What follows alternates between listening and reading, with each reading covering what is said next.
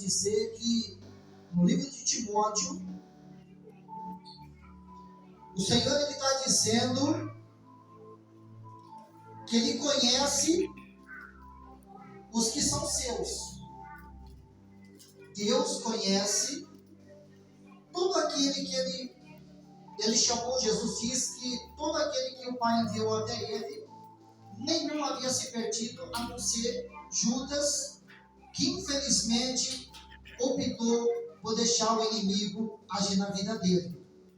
E quando a gente falamos que Deus ele conhece a minha e a tua vida, eu lembro quando Jesus ele fala e anuncia de João Batista, porque perguntaram para João: quem é você?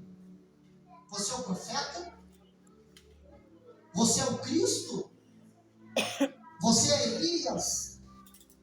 E João disse: eu sou apenas a voz que clama no deserto. Eu sou apenas aquele que anuncia aquilo que o Senhor mandou anunciar. A palavra de Deus. Jesus vai dizer que não houve nenhum homem, nenhum ser humano nascido de mulher que era maior do que João Batista. Jesus dá testemunho daquele homem. Jesus vai dizer quem realmente era João Batista. Nesta noite, irmãos, Deus ele conhece cada um de nós aqui. Deus ele sabe da minha e da tua vida. Ele nos conhece porque ele disse para o profeta Jeremias que antes que ele fosse formado no ventre da tua mãe, quando ele estava sendo formado, o Senhor o santificou e o separou. O Senhor conhecia já ele antes dele nascer. Deus já conhecia aquele homem. E nesta noite nós vamos falar sobre a palavra do Senhor, sobre o que o Senhor ele deseja para mim, para a tua vida. Quando eu falo que Deus ele nos conhece, eu volto lá atrás no livro de Daniel, quando agora Daniel e seus amigos são levados à Babilônia por causa do pecado que houve em Israel, e Deus cumpriu ali a tua justiça, deportando aquelas pessoas para a Babilônia. E esses três homens agora, que eram príncipes de Israel, eram judeus, eles são levados para aquele lugar. E a Bíblia Sagrada vai dizer que eram pessoas separadas para a adoração do Senhor. Ou seja, eles faziam aquilo a qual agradava o Senhor. Mesmo numa terra distante, esses homens não deixaram de adorar a Deus. Pelo contrário, eles se manteram firmes na presença do Senhor. Quando eu falo que Deus ele nos conhece, Deus conhecia e conhecia muito bem aqueles três homens.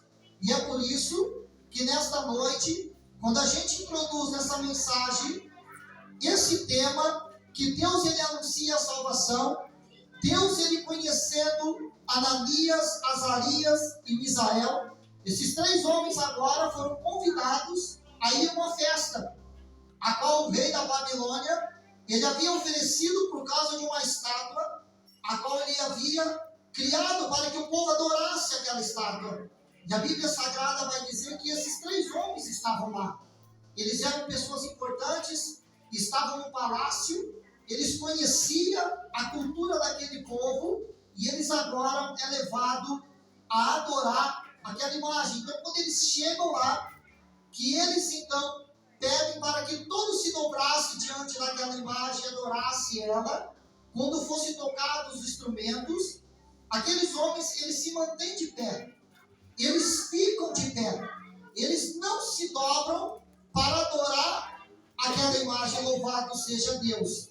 Na verdade, louvado seja Deus, aqueles que confiam no Senhor, a Bíblia Sagrada diz, eles nunca serão confundidos, eles nunca serão envergonhados. O Salmo 25, o versículo 3, ele diz dessa maneira: na verdade, não serão confundidos os que esperam em ti, confundidos serão os que transgridem sem causa. Ou seja, aquele que confia no Senhor, ele jamais será confundido.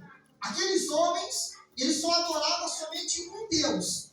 e eles não se dobravam diante de nenhum outro Deus, a não ser o Deus que eles criam, a não ser o único e verdadeiro Deus, louvado seja Deus. É por isso que o povo judeu, quando eles iam para adorar o Senhor no templo, eles iam para sacrificar o Senhor. Ou seja, quando Paulo fala no capítulo 12 do livro de Romanos, versículo 1, ele diz que agora o maior sacrifício que eu e você hoje oferecemos é um culto racional ao Senhor. Ou seja, nós sabemos o que estamos fazendo aqui nesta noite, porque Deus usou o irmão para nos corrigir, para dizer a vontade do Senhor, que nós não devemos entristecer o Espírito Santo. Foi falado nesta noite também de quem era Jacó. Deus também conhecia Jacó, Deus também havia escolhido Jacó, Deus estava formando um caráter na vida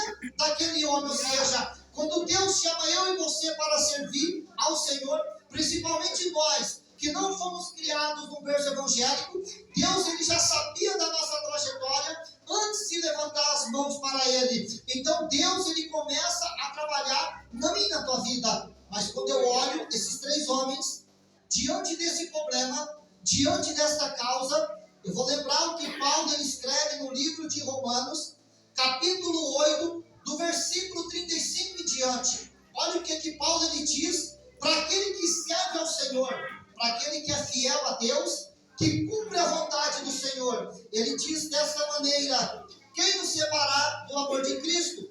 A tribulação, ou a angústia, ou a perseguição, ou a fome, ou a nudez, ou o perigo, ou a